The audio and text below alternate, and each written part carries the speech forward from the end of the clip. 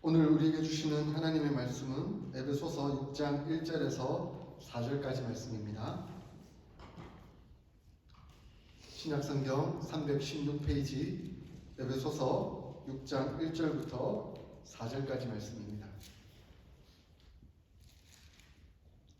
저와 더불어 교독하겠습니다. 자녀들아, 주 안에서 너희 부모에게 순종하라. 이것이 옳으니라. 내 아버지와 어머니를 존경하라. 이것은 약속이 있는 첫 계명이니. 이로써 내가 잘되고 땅에서 장수하리라.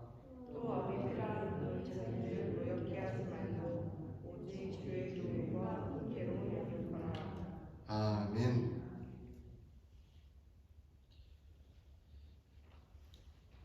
우리 크리스천들의 삶의 기조가 있습니다.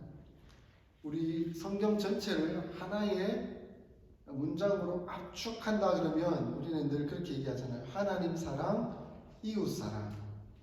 하나님을 사랑하고 이웃 사랑하는 그것이 압축된 내용이다라고 가끔은 이야기하기도 합니다. 그 내용이 사실은 이 에베소서에는 조금 다른 표현으로 이야기하고 있는 거죠. 5장 21절에 그것을 말씀하고 있죠. 그리스도를 경외함으로 피차 복종하라. 한번 따라해 볼까요? 그리스도를 경외함으로 피차 복종하라. 우리 주님 예수 그리스도를 향해서는 경외함이고, 그리고 서로를 향해서는 서로 복종할 수 있는 그런 마음을 갖는 것이 바로 그리스도인의 삶의 모습이다라고 말씀드릴 수가 있습니다. 이러한 기조에 따라 우리는 모든 관계를 이해하고 또 적용하며 살아갈 수 있겠죠. 그래서 지난주 본문의 부부는 서로 복종하는 관계다. 피차 복종하는 관계인데, 그 복종 속에서 아내는 남편의 머리됨을 인정하고 남편에게 복종하는 것이고, 남편은 그리스도께서 교회를 사랑하신 것 같이 아내를 사랑하는 것이다 라고 말씀을 나눴습니다. 부부관계도 마찬가지지만 부모와 자녀들과의 관계에서도 이러한 원리를 적용해 볼 수가 있을 것 같습니다. 이와 같은 원리를 따라 사도 바울은 부모와 자녀의 관계 속에서도 크리스천의 삶의 태도를 구체적으로 가르쳐 줍니다. 왜냐하면 여러분, 역사를 연구해 보면 알겠지만 당시 시대적 배경 속에서는 부모와 자녀와의 관계는 결코 인격적인 관계가 아니었고, 그야말로 주인과 노예의 관계였기 때문에 그렇습니다. 로마 제국 당시 부모와 자녀와의 관계는 그야말로 무정하고 잔혹한 현실이었습니다. 특히 아버지의 권위가 절대적이었기 때문에 그 권한이 집중되어 있어서 이에 대한 폐해는 이루 말할 수 없을 정도였죠. 어린아이들을 원치 않을 경우 태어났으면 그냥 내다 버리는 거죠. 아니면 팔아버리는 거죠. 더욱이 약하고 장애를 가지고 태어난 아기라고 한다면 그냥 죽여버리는 거예요. 심지어는 건강한 아기라 할지라도 성적인 쾌락을 위해서 방해가 된다고 생각하면 죽여버리거나 없애버리거나 팔아버리거나, 그리고 이혼하는데 방해가 되면 가차 없는 그런 형태였던 거죠. 아무런 법적 책임도 지지 않는 그런 사고, 그런 생각이 만연한 시대의 모습이었습니다. 이러한 시대 속에서 사도 바울은 크리스천 부모라고 한다면 그 시대적 배경 속에서 달라야 한다. 그것을 말씀하고 있습니다. 자녀도 달라야 하고 부모도 달라야 하는 것이죠. 먼저 자녀의 의무를 설명합니다. 1절을 보십시오. 1절에 뭐라고 말씀하고 있습니까? 우리 같이 한번 읽어볼까요? 시작. 자녀들아, 주 안에서 너희 부모에게 순종하라. 이것이 옳으니라. 피차 복종하는 이 큰 원리 속에서 특히 자녀들은 부모에게 순종해야 합니다. 사도 바울이 복종이라는 단어와 순종이라는 단어를 혼용해서 쓰고 있는데 어떤 차이가 있을까 제가 좀 조사를 해보니까 사실 복종이라는 단어나 순종이라는 단어나 이제 거의 비슷한 의미를 가지고 있겠죠. 다만 구분해야 한다면 복종이라는 단어는 마음의 동의가 있던 없던 간에 무조건적으로 따르는 것을 말합니다. 그와 반면에 순종이라는 말은 마음의 동의를 따라서 자발적으로 따르는 것을 말하는 것이죠. 그래서 자녀들이 부모에게 순종해야 한다는 것은 부모님의 말씀에 마음의 동의를 드리고 마음을 따라서 자발적으로 복종해야 한다. 자, 이런 의미를 가지고 있는 것이죠. 우리는 때로 복종을 해야 할 때도 있고 때로는 순종을 해야 할 때도 있습니다. 하나님의 말씀은 복종도 해야 하고 순종도 해야 하는 것이죠. 왜냐하면 하나님의 말씀이 때로는 이해가 안 되고 이거 합리적으로 맞는 건가라고 의문이 들지라도 복종을 해야 되는 거죠. 그죠? 예, 내가 이해가 안 된다 할지라도. 그런데 그걸 억지로 하는 게 아니라 자발적으로 해야 되기 때문에 순종을 드려야 하는 것이죠. 그래서 하나님에 대해서는, 하나님의 말씀에 대해서는 복종이고 순종이어야 하는 겁니다. 그러나 때로는 우리의 삶 속에서 인간적인 관계 속에서는 서로 복종하고 순종한 마음을 갖지만 불순종이 나올 수도 있는 것이죠. 왜냐하면 하나님의 뜻에 반하고 거스르는 것이라고 한다면 그에 대해서 불순종할 수밖에 없는 것이지 않겠습니까? 우리 다니엘의 예를 들어보면 그것을 잘 이해할 수 있습니다. 다니엘의 경우 신상을 만들어 놓고 왕의 신상을 만들어 놓고 그것을 다 절을 하라 했습니다. 그것은 우상 숭배였기 때문에 그것은 불순종할 수밖에 없었습니다. 근데 다니엘이 그것이 걸려서 형벌이 내려졌죠. 근데 그 형벌에 대해서 다니엘은 거부하지 아니하고 복종했습니다. 그러니까 하나님의 뜻에 거부되는 것, 거스르는 것에 대해서는 불순종했지만 국가의 권위에 대해서는 그는 복종을 했던 것입니다. 우리 부모님에 대해서도 마찬가지입니다. 우리 부모님께 순종해야죠. 마음을 다해서 뜻을 다해서 순종을 해야 합니다. 그러나 그 부모님의 뜻이 하나님의 뜻을 거스르는 것이라고 한다면 우리는 안타깝지만 어쩔 수 없이 불순종할 수밖에 없습니다. 제가 대학부 시절에 저를 지도하셨던 목사님은 서울에 있는 대학에서 축산학을 전공하셨습니다. 그 부모님이 강원도에서 큰 농장을 하셨거든요. 그래서 그 부모님께서 우리 이 아들이 이제 서울에 가서 축산학을 잘 전공하고 졸업을 한 다음에 내 농장을 이어받아서 이제 잘 운영해 주기를 바랬죠. 그래서 아들도 동의를 했기 때문에 축산학과를 갔던 겁니다. 근데 이제 서울에 와서 대학생활을 하던 중에 친구들이 전하는 복음을 들었습니다. 은혜를 경험한 거예요. 하나님의 놀라운 사랑을 체험하게 된 거죠.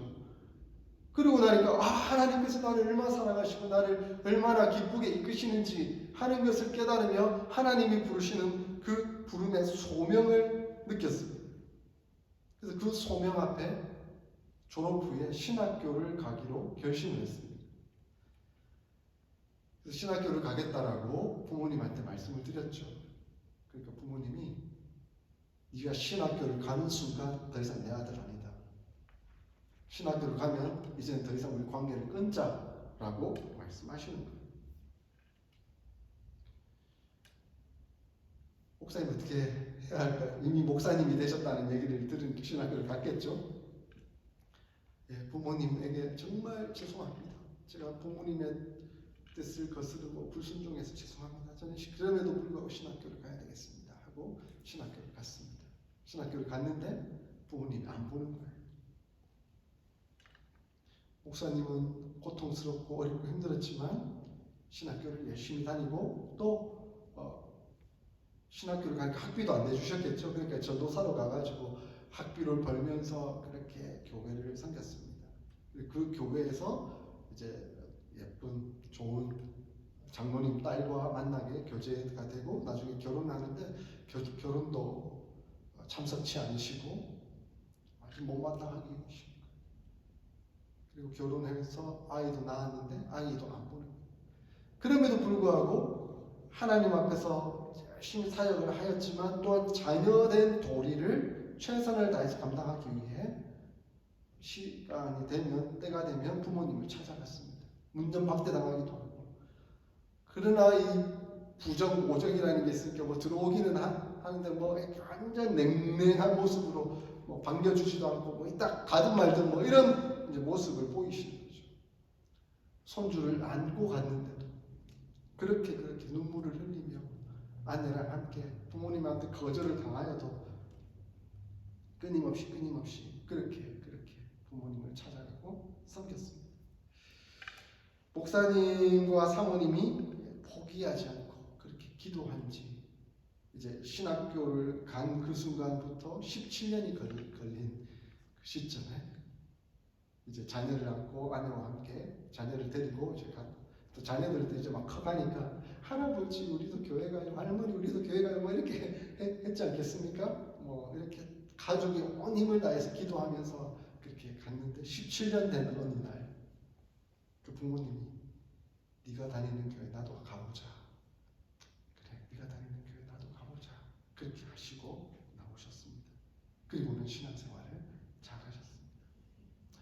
하나님의 부름 앞에 순종하여 부모님께는 불순종할 수밖에 없었지만 그 외에 하나님 뜻에도 순종하고 하나님 뜻에 거스르는 일에는 불순종하지만 그 외에는 내가 정말 마음을 다하여 부모님에게 순종하겠습니다 하고 최선을 다했을 때 하나님은 그 부모님의 마음을 만져주셨던 것입니다. 자, 이러한 역사가 일어나는 것이죠. 그러므로 기독교 가정에서 자녀들은 부모님께 순종해야 합니다. 순종해야 합니다. 그 이유를 사도 바울은 세 가지로 이야기하고 있습니다. 첫째는 이것이 옳기 때문입니다. 1절에서 그것을 말씀하고 있죠. 부모님께 순종해라. 이것이 옳기 때문이다. 이 옳기 때문이라는 말은 당연한 것이다. 당연한 것이라는 것은 하나님께서 우리를 창조하신 창조의 섭리이고 우리에게 주어진 본성이고 자연스러운 것이라는 의미인 겁니다. 그렇기에 이 원리는 꼭 기독교가 아니라 하더라도 인간 자체적으로 부여해 놓은 심성인 것이죠. 그래서 기독교 종교 외에도 다른 종교에서도 철저히 부모님은 따르고 순종해야 한다는 원리가 잘 들어있는 것이죠. 둘째는 이것이 바로 하나님의 계명이기 때문에 그렇습니다. 2절 3절에 그것을 말씀하고 있지 않습니까? 내 아버지와 어머니를 공경하라. 이것은 약속이 있는 첫 계명이다 라고 말씀하고 있습니다. 출애굽기 20장과 신명기 5장에 10계명이 있잖아요. 그 10계명 중에 5계명이 내 부모를 공경하라 하는 것입니다. 근데 유대인들에게 있어서 10계명은 1계명에서 5계명, 6계명에서 10계명으로 나눠져 있습니다. 우리는 1계명부터 4계명이 하나님께 대한 것이고 5계명부터 10계명까지가 이웃에 대한 것이다. 그 중에 첫 계명이 부모에 대한 것이다 라고 이야기하고 있는데요. 왜 유대인들은 1계명부터 5계명까지를 하나님께 향한 것이라고 포함했냐면 부모를 공경하는 일은 바로 하나님에 대한 우리의 의무라고 여겼기 때문입니다.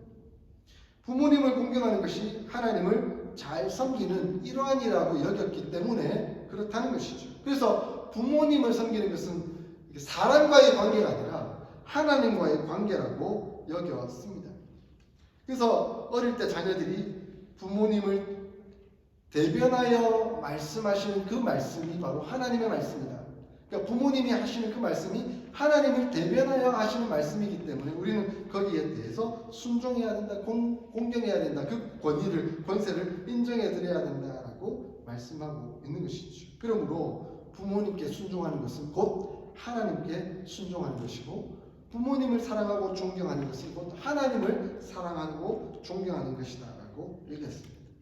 그렇기에 자녀들은 또한 계명적인 측면에서 부모님을 잘 섬겨야 했습니다.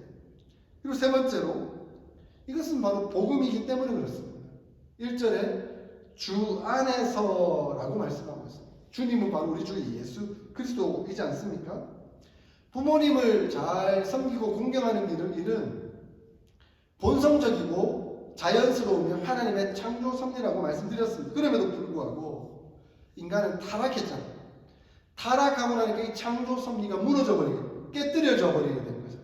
그러니까 하나님을 잘 섬기는 그것이, 부모님을 잘 섬기는 그것이 우리의 창조 원리지만 타락하고 나니까 하나님도 잘 안 섬기고 부모님도 잘 안 섬기는 그러한 모습이 되어버리고 만 것이죠. 가끔 뉴스를 보지 않습니까? 부모님의 유산을 자녀들이 내어놓으라고. 부모님이 아직 살아계신데. 근데 자기들이 형편상 어려우니까 부모님의 유산 주시면 우리가 부모님의 노후를 다 책임지고 잘 모시겠습니다 라고 해서 그래, 그러면 각서를 받고 자녀에게 유산을 줬는데 부모가 법정 소송을 하는 거예요. 변호사를 사서 우리 아들에게 각서를 받고 잘 노후를 책임져 주겠다라는 약속을 받고 유산을 줬는데 우리 부모를 책임 안 져요.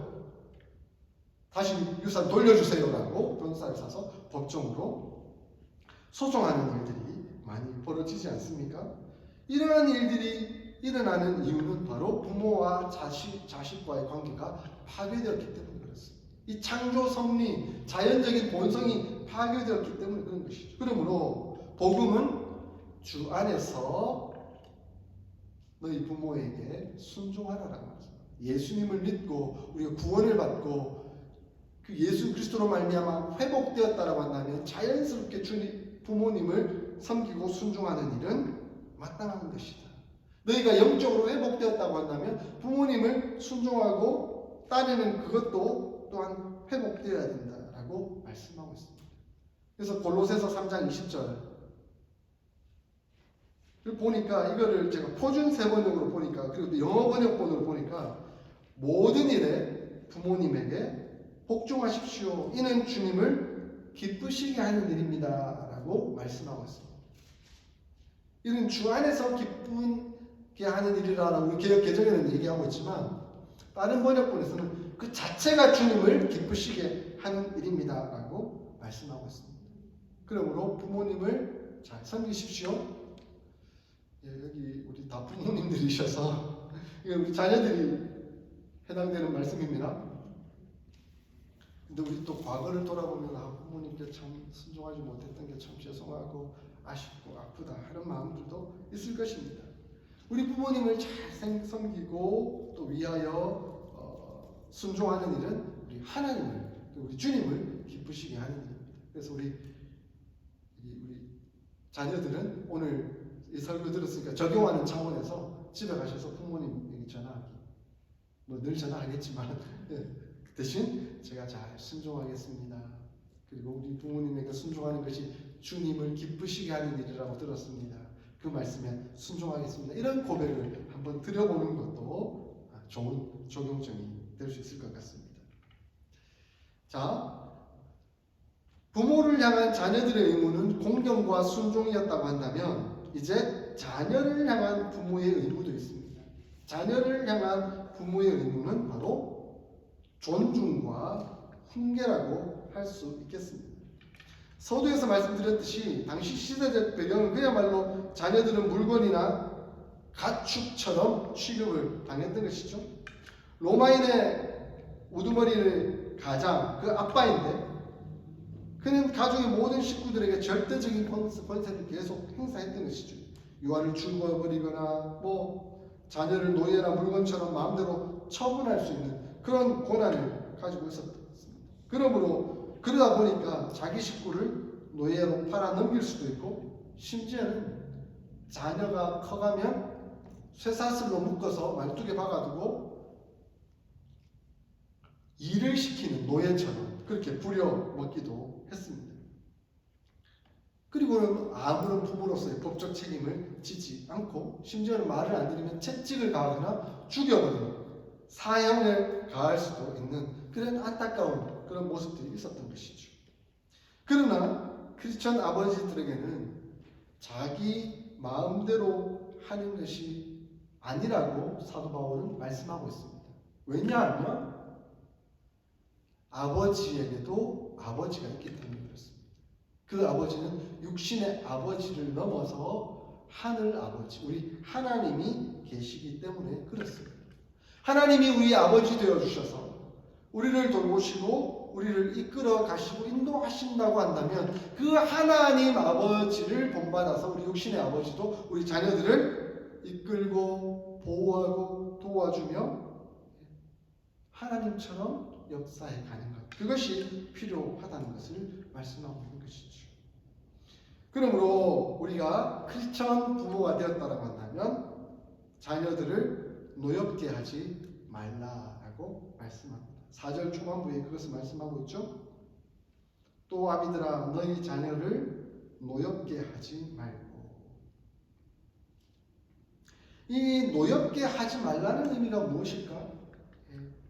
뭐 묵상하고 기도하고 또 다른 자료들을 찾아보면 한마디로 말하면 그들을 인격적으로 대우하라라는 말씀입니다. 인격적으로 대우하라라는 말은 조종하려고 하지 말고 존중하려고 하라는 겁니다. 내 소유물로 생각하면 내가 조종하려고 하죠. 내 마음대로 하려고 하는 거잖아요. 그러나 그가 하나님의 자녀이고 하나님으로부터 창조받은 그 자체의 인격체라고 한다면 그를 존중해 주라라고 말씀하고 있는 겁니다. 오늘날 특별히 한국인 아버지들, 어머니들 자기가 성공하지 못한 걸 자식에게 투영시켜서 그 자식들이 성공해 주는 것을 통해서 내 성공이라고 여기는 경향들이 많은 것 같습니다. 그러다 보니 자기가 원하는 대로 자식을 조종해서 그대로 크기를 바라는 거죠. 그래서 그 인격은 무시되는 경향들이 많이 있는 것 같습니다. 이 존 스토트 목사님의 강해서를 보니까 재미있는 예화가 하나 나오더라고요. 포버가 쓴 소설 자이언트라는 책이 있는데 이 책이 마침 배경이 이 텍사스주예요. 텍사스주에 조단 베네딕트라는 사람이 있었는데 이 사람이 렌치, 그러니까 목장을 크게 운영하는 거예요. 250만 에이커의 목장을 운영하고 있었습니다. 그에게는 3살 난 아들 조디가 있었는데 이 아들에게 자기 목장을 물려주고 목장을 이제 더 세워나가야 된다라는 마음이 아빠에게 있는 거예요. 그러니까 이제 이 아들에게 그걸 원하는 거예요. 3살이 되니까 이제 말을 가까이 두고 말을 태우기도 하고 막 이러는데 애가 말을 가까이 오기만 하면 싫어하는 거예요. 말을 태우니까 막 울면서 내려달라고 막 찡찡거리는 거예요. 그러니까 그 모습을 보니까 이 아빠가 화가 나는 거예요. 조디, 내 아들, 나는 걷기도 전에 이미 말을 타고 말을 가까이 하면서 그래 해왔는데 너는 왜 안 되는 거야? 이러면서 막 화를 내는 거예요. 짜증을 내는 거예요. 니 내 아들 맞아? 그렇게 탓하는 거예요. 그러니까 이 엄마가, 아내가 옆에서 그래요. 당신이 걷기도 전에 말을 타는 건 정말 놀라운 일이죠. 대단한 일인 것 같아요. 그러나 그건 당신이었고 지금 이 아이는 다르잖아요. 이 아이는 말을 좋아하지 않는 것 같아요. 그러면 다른 것에 관심 있는 건 아닐까요? 그러면 그대로 존중해주고 자유롭게 길을 찾도록 하는 그것이 필요한 것 아닐까요? 이렇게 말을 합니다. 그랬더니 이 남편이 이 아이는 베네딕트라는 이름을 가지고 있잖아. 내 이름을 가지고 있잖아. 그렇다고 한다면 나처럼 그렇게 되어야 되는 건 아니야 라고 또 소리를 칩니다. 그랬더니 아내가 참 신앙이 좋은 것 같아. 아내들이 신앙이 좋은 건가요? 당신은 마치 하나님이나 된 것처럼 행세하네요. 당신이 이 아이를 창조하고 만든 것처럼 모든 것을 다 아는 것처럼 그렇게 행사하는군요.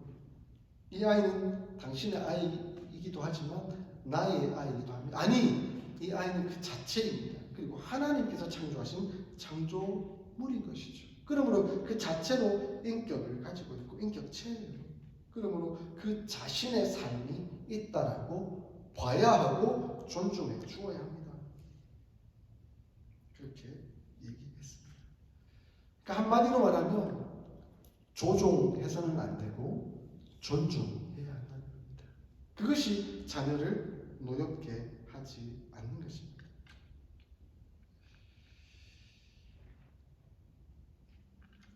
예전에 있었던 교회 담임 목사님이 설교할 때 그런 설교를 하셨어요. 기억납니다. 어릴 때는 부모님을 의지할 수밖에 없어서 부모님에게 순종하고 따르지만 그리고 어릴 때는 돈도 없고 뭐 집도 없고 그리고 부모님이 해주는 대로 입고 뭐 그렇게 하니까 자기들이 힘이 없어서 부모님이 조종하는 대로 조종당할 수밖에 없지만 조종당하다 보면 자기 억울함이 가득 차 있어서 나중에 분노가 폭발한다.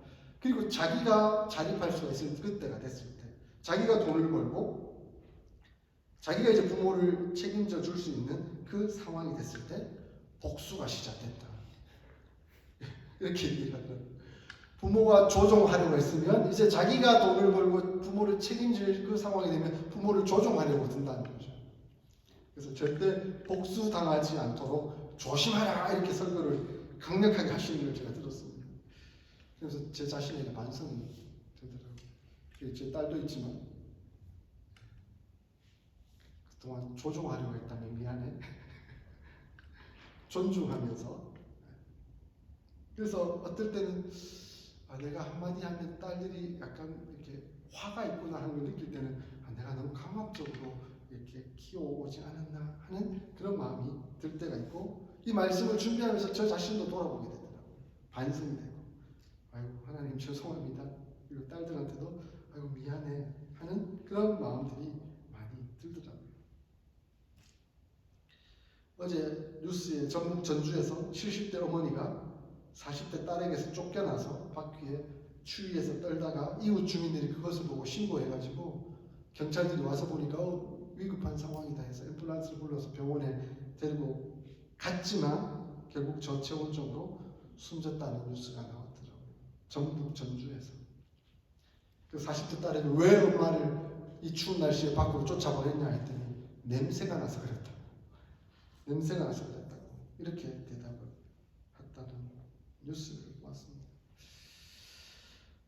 얼마나 안타깝고 아픈 현실들이 이 세상 가운데 많이 일어나는지 하는 것을 봅니다. 그러면서 저 자신에게 반성합니다. 존중하면서 키웠는가? 조종하려고 하진 않았는가? 그 조종하려고 한 것 때문에 우리 자녀들을 노엽게 하지는 않았는가? 노엽게 하지 말라는 말씀의 의미가 아무것도 하지 말라는 그 말이 아니라 조종하려고 하지 말고 존중하려고 하는 이 말씀을 가슴에 새기게 됩니다. 우리의 자녀들의 자녀를 키울 때도 또한 이 말씀이 좀 새겨지도록 교훈하고 도와주면 좋을 것 같아요. 그래서 우리 자녀들에게 조종하려고 하지 말고 존중하려고 해라. 자녀들을 존중해줘라. 노엽게 하지 마라. 라고 가르쳐 주면 좋을 것 같습니다. 그렇지만 존중하는 것이 결코 아무것도 하지 않는 것이라고 말씀드렸습니다. 무엇인가 해야 되죠. 무엇을 해야 됩니까? 오늘 4절 말씀대로 주의 교훈과 훈계로 양육하라라고 말씀하고 있습니다. 저는 주의 교훈과 훈계로 양육하라 하는 이 말씀의 의미가 바로 하나님과 사람들 관계 속에서 선한 영향력을 끼치도록 하라 하는 의미라고 보았습니다. 존중하라 하는 것이 잘못된 것을 봐주고 그냥 두라는 의미는 결코 아닙니다. 훈련이 필요하죠. 잘못하고 있는데 그것을 놔두면 나중에 하나님 앞에서 삐뚤어지고 다른 사람과의 관계도 파괴되고 마는 것이죠. 그래서 그 자녀들이 자라가면서 교육받고 훈련이 되어서 가정에서든 학교에서든 교회에서든 사회의 일원으로서 좋은 관계를 맺을 수 있도록 훈련시켜 주어야 합니다. 그래서 선한 영향력을 끼치도록 해나가는 일이 필요한 것이죠. 이 일의 1차적인 책임이 부모에게 있습니다. 그래서 오늘날 많은 부모들이 교회만 다니면 뭐 훌륭하게 자라겠지 이렇게 하면 안 됩니다. 성경은 그리고 교회는 실제 1차적인 책임은 부모에게 있다라고 말씀합니다. 그리고 교회의 도움을 받는 거죠. 그리고 학교의 도움을 받는 것이지. 그러므로 그에 부합하도록 징계하기도 하고 훈육하기도 하며 교정해 나가야 합니다. 그것이 필요한 것이죠. 그러나 여기서 중요한 것은 부모의 냉철함입니다. 이 냉철함이라는 것이 무엇이냐면 바로 감정 조절이 필요하다는 겁니다. 성경은 때로는 매를 들고 회초리가 필요하다라고 말씀합니다. 그런데 거기에 감정이 개입되어 있으면 그것은 범죄가 될 수 있습니다. 우리는 부모로서 자녀를 징계할 때 철저히 감정이 억제되어야 합니다. 부모로서 우리 자신이 먼저 하나님 앞에서 훈련되어 있지 않은 상태에서 자녀를 훈련시키는 것은 합당하지 않습니다. 훈련 없는 사람이 훈련시킨다고 하는 것은 억지를 쓰는 것이 될 수 있기 때문에 그렇습니다. 그래서 우리도 주님 앞에서 늘 훈련되어야 합니다. 훈련된다는 것은 우리의 감정을 조절할 수 있어야 합니다. 감정이 격해져 있는 상태에서 아이를 함부로 대하지 마십시오. 자녀를 혼낼 때 혹시 내 감정이 너무 격해져 있다라고 여겨지면 모든 것을 멈추고 자녀도 자녀 방에 들어가 있도록 하고 자기도 자기 방에 들어가야 합니다.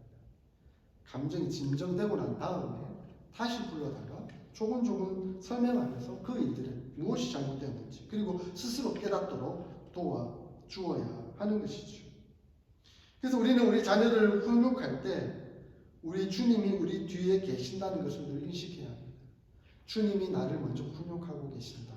그러므로 나는 주님의 훈육을 따라 내 자녀를 훈육해야 한다 하는 마음을 가져야 하는 것이죠. 그래서 우리 부모 되신 하나님, 우리 아버지 되신 하나님, 우리 주인 되신 주님께 순종하고 따르는 본을 보일 때 우리 자녀들은 우리 부모님께 아버지 되신 아버지 하나님께 순종하는 모습을 보며 우리 또한 순종할 마음을 얻게 되는 것이죠.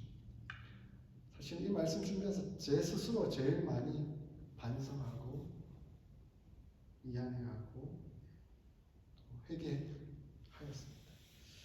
하나님 앞에서 우리가 이런 모습으로 살아갔으면 좋겠습니다. 이미 오랜 세월 지나서 그렇게 할 수 없는 형편이 있다고 한다면 이제는 우리 또 다른 사람들에게 그것을 교훈하며 가르쳐 줄 수 있을 것 같습니다.